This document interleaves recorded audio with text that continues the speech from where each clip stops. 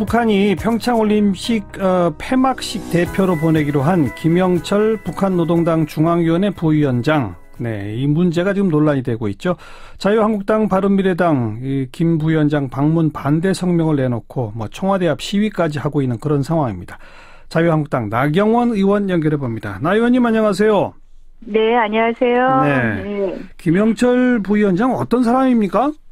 김영철 부위원장 대남 강경파였죠. 네. 그리고 2009년에 북한이 이 대남 공작 파트를 전면 개편하지 않습니까? 그때 네. 국방위원장 직속으로 정찰 총국이 생기고요. 네. 그때 정찰 총국장을 맡은 사람이 김영철 부위원장입니다. 그런데 네. 이제 아시다시피 2009년에 이렇게 개편하고 이제 대남 강경파인 김영철 부위원장이 정찰 총국장이 되고요. 네. 그런 이후에 2010년부터 북한의 도발이 많지 않았습니까? 이제 3월에 천안함 폭침, 그다음에 이제 12월인가요? 연평도 포격.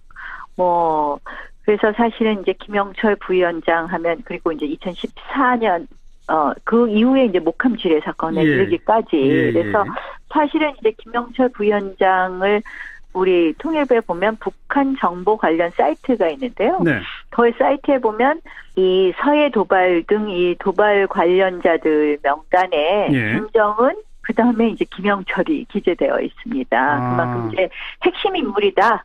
이렇게 보는 거죠. 저희 대한민국에 대한 각종 도발에. 그래서 이제 특히 천안함 폭침의 사실상 주범이다. 이렇게 보는 것이죠. 오늘 국정원은 국회 정보위원회에서 김영철이 천안함 사태에 대한 책임이 명확하지 않다라고 입장을 밝혔는데 이건 어떻게 보세요? 그러니까 이제 이게 정권에 따라서 이게 달라지면 안 될 텐데 그동안 이제 제가 말씀드린 것처럼 포털 사이트에 그렇게 있는 거죠. 그래서 증거가 명확한 증거가 없다 이런 이야기인지 모르겠지만 실질적으로 2010년에 천안함 폭침 이후에 사실은 국내 이제 민주당을 비롯해서 많은 어떤 의혹 제기를 했어요. 이것이 정부가 조작한 것이다라는 것부터 시작해서 그래서 이제 국제민군합동조사단이 2010년 5월에 발표하지 않습니까? 이게 북한 소행이라는 것은 분명하다. 그렇죠. 북한의 어뢰에 의한 것은. 근데 이제 그거조차도 사실 민주당은 쉽게 인정하지 않고 의혹이 해소되지 않았다 이런 발표를 했어요. 그 당시에. 그래서 2012년 대선 기억하시다시피 문재인 대통령이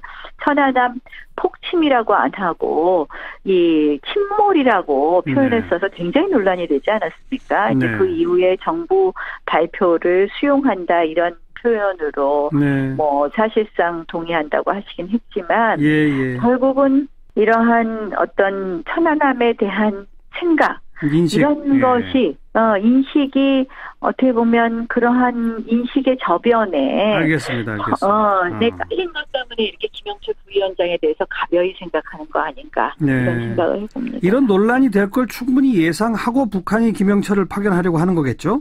그렇죠. 그래서 북한의 의도는 뭐라고 생각하세요? 저는 이제 이런 남남 갈등이 일어날 것을 보고 김영철 부위원장을 파견했단 말이에요. 결국 북한이 사실은 지난번 평창 올림픽 개막식 과정에서도 저는 상당히 이제 우리 정부가 그렇게 한 것에 대해서 아주 불만이 많은데 이 대북 제재를 건드리는 부분을 다 시도했어요. 마식령 스키장에 와서 훈련을 하자, 그다음에 좀 만경봉입니다. 를 타고 또 내려오겠다, 또 육해 공로를 다 열었어요. 그러니까 대북 제재 구멍 내기를 시작했다면 김영철의 파견으로 대북제재 둑을 완전히 무너뜨리겠다.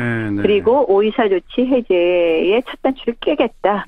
이것이 북한의 의도라고 생각을 하고요. 그런데 왜 정부가 북한의 의도대로 말려드느냐. 알겠습니다. 그것이 참 걱정인 것이죠. 지금 더불어민주당 쪽의 논평을 보면 2014년 10월 달에 판문점에서 남북 장성급 군사회담을 할 때 바로 이 김영철이 북한 쪽 수석대표였다.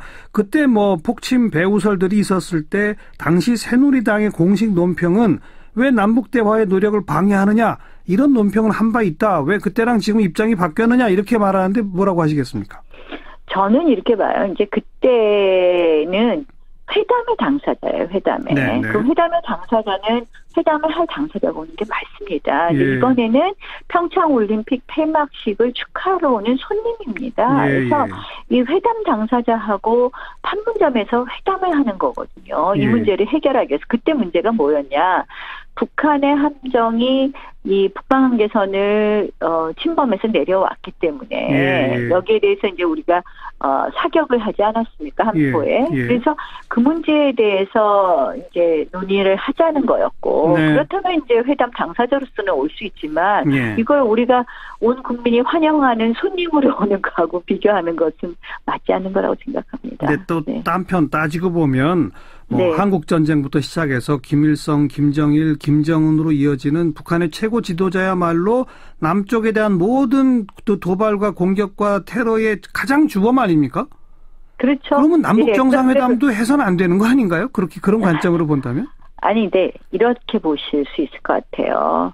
그러니까 결국 실질적 책임자에 대해서라도 우리가, 그러니까 남북 정상회담을 안 할 수는 없지 않습니까? 예. 그들은 어떻게 보면 그 모든 총책이지만 문제를 해결할 수 있는 어떤 당사자이기 때문에 하지만 네. 우리가 천안함 폭침에 대해서 사과 한마디 듣지도 못하고 여전히 북한은 지금 공작서를 주장하고 있는데요. 예. 이러한 부분을 하나씩 이렇게 짚어가지 않고서는 예. 우리가 진정한 남북 대화가 안 된다고 보는 거죠. 예. 그래서 알겠습니다.